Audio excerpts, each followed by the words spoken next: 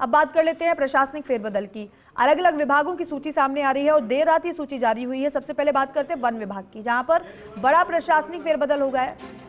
71 RFS अधिकारियों के तबादले किए गए हैं, ये बड़ी खबर। तो सबसे पहले वन विभाग की बात कर लेते हैं, क्योंकि वन विभाग में भी इस तरीके से बदलाव की दरकार थी, लेकिन जब सूची सामने आई तो 71 आरएफएस अधिकारियों के तबादले हुए हैं।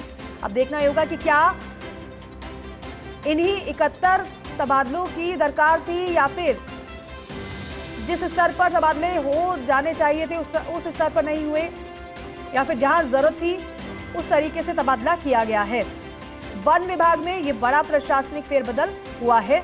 71 आरएफएस अधिकारियों के तबादले हो गए हैं और इसी सूची का इंतजार था।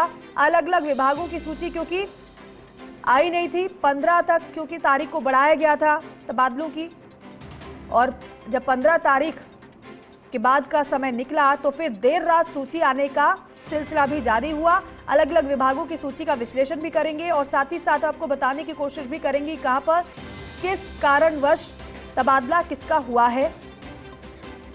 एसोसिएट एडिटर निर्मल तिवारी हमारे साथ फोन लाइन पर है। निर्मल जी, गुड मॉर्निंग। 71 आरएफएस अधिकारियों के तबादले हो गए वन विभाग में। समझना चाहेंगे आपसे कि किस तरीके से तबादले हुए हैं, क्या कारण रहा, और क्या इतने ही तबादलों की दरकार थी या फिर और भी ज्यादा हो सकते थे? सुप्रभात दीपिका। देखिए, ये तो सब कुछ तय था कि तबादले होने हैं, क्योंकि 1 जनवरी से जिस तरह से छूट दी गई थी, 15 जनवरी उसकी अंतिम तिथि थी। बिल्कुल। तो 15 जनवरी को देर रात तक, यानी कल देर रात तक, और अभी तक सूचियां जारी हो रही हैं। और इस बार खास बात यह है कि 71 आरएफएस अधिकारियों के, यानी बहुत बड़ा प्रशासनिक फेरबदल अगर वन विभाग के स्तर पर माना जाए तो 71 आरएफएस अधिकारियों के तबादले किए गए, जिसमें गजनफर अली जैदी को डीसीएफ कार्यालय मुख्य वन संरक्षक जयपुर लगाया गया। खास बात है कि जगदीश गुप्ता जो डीसीएफ वाइल्ड लाइफ जू थे, उनको वहां से हटा करके हॉफ सीडब्ल्यूएलडब्ल्यू के कार्यालय भेजा गया है और उनकी जगह अब दूसरे अधिकारी को यहाँ पर लगा दिया गया है। इसी तरह से रामगढ़ विषधारी की बात करें तो बड़ा चेंज देखने को मिला। संजीव शर्मा वहाँ के डीसीएफ थे और वाइल्ड लाइफ के बड़े जानकार माने जाते थे, लेकिन उनको भी वहां से हटा करके उनकी जगह अरविंद कुमार झा को ये जिम्मेदारी दी गई है। इसी तरह अगर तमाम दूसरे देखें तो उदयपुर में जिस तरह से गोगुंदा की घटनाएं होती, उदयपुर में तमाम जो अधिकारी थे उनको इसमें बदला गया है।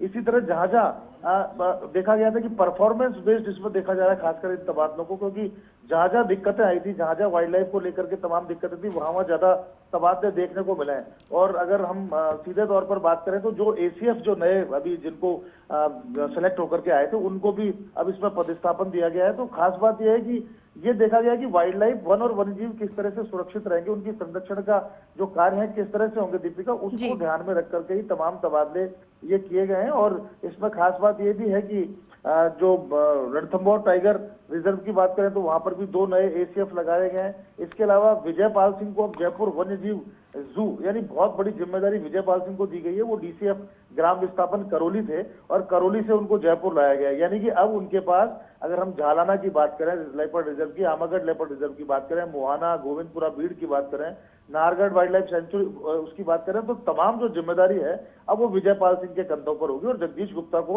यहाँ से हटा करके और उनको सीडब्ल्यूएलडब्ल्यू कार्यालय भेज दिया गया। इसी तरह तमाम और तबादले इसके अंदर किए गए, क्योंकि 71 आरएफएस को बदला जाना निश्चित तौर पर कहा जा सकता है कि एक बड़ा फैसला है और इसके पीछे उद्देश्य यही रहा है कि वन और वन्यजीव संरक्षण किस तरह से पुख्ता हो। बिल्कुल ठीक है निर्मल जी, आप बने रहिए हमारे साथ।